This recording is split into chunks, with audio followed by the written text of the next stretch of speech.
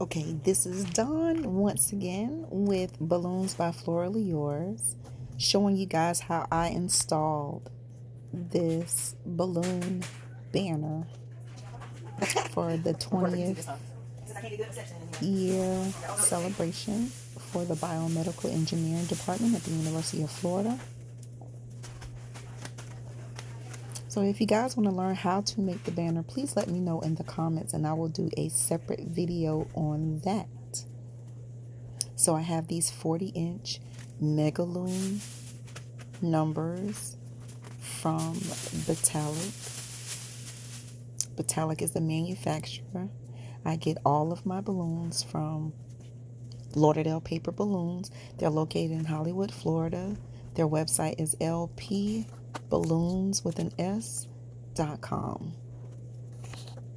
So basically I am using U-glue dashes to attach the megaloons to the balloons. Some people use a low temperature glue gun, and you can do that.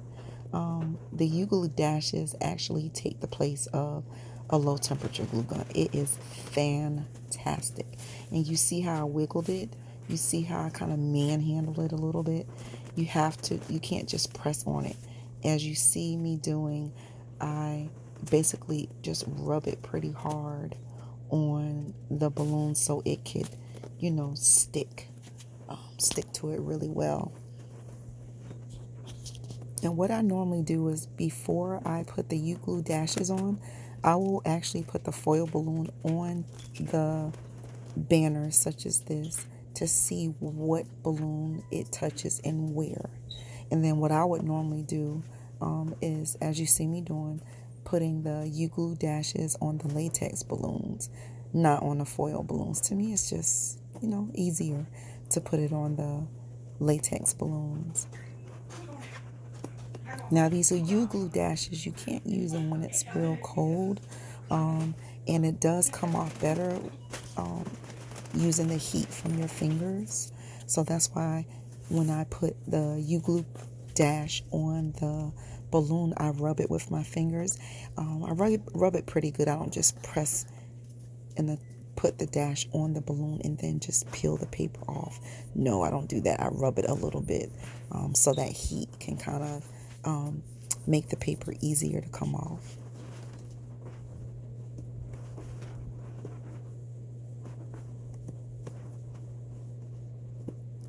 So that's all I'm doing. It's just attaching the U-glue dashes.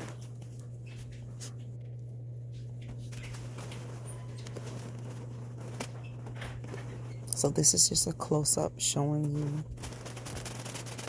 how I attach the dashes, and it also shows how I, basically rub the balloon on the U-glue dashes, manhandling it. So as you see, I'm using fishing line. Usually I like to use 260 Qs, but when you're working with a banister like this where it's glass, I want it nice and clean. So I decided to use a fishing line so you can't really tell how I hung it unless you're up close.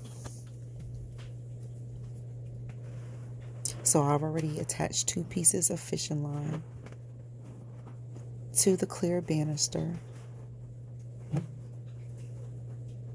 And if I would have had one other person holding it, it probably would have been a little bit easier. But as you guys know, usually it's just me doing these events by myself. So that's me just wrapping the piece of fishing line onto several balloons on that end. Just making a figure 8 several times, just wrapping it around just several balloons, guys. Of course, it doesn't weigh anything, so it's not going to take much.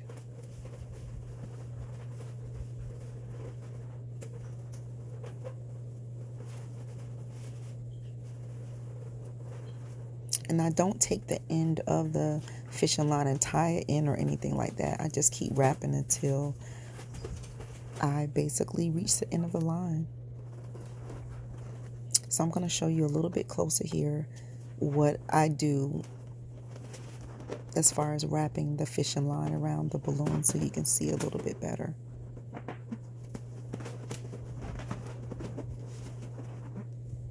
Just several balloons, just wrapping it in. And so this is the other decor I used. I used a couple of 260 Qs to wrap it around this wooden column that's already there.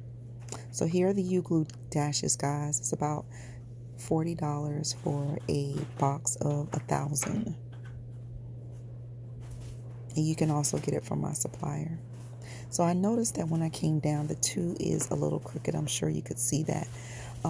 So it is not budging. I thought that I would be able to actually take this 2 off, but baby, it is not budging. So I wound up just kind of manipulating it and moving it, and it wound up straightening out itself. So, and that's me just moving it again. You see how I'm doing it? And it's by me moving it forward, it's kind of straightening itself. And so I'm pretty happy with this. Thanks for watching, guys. Subscribe.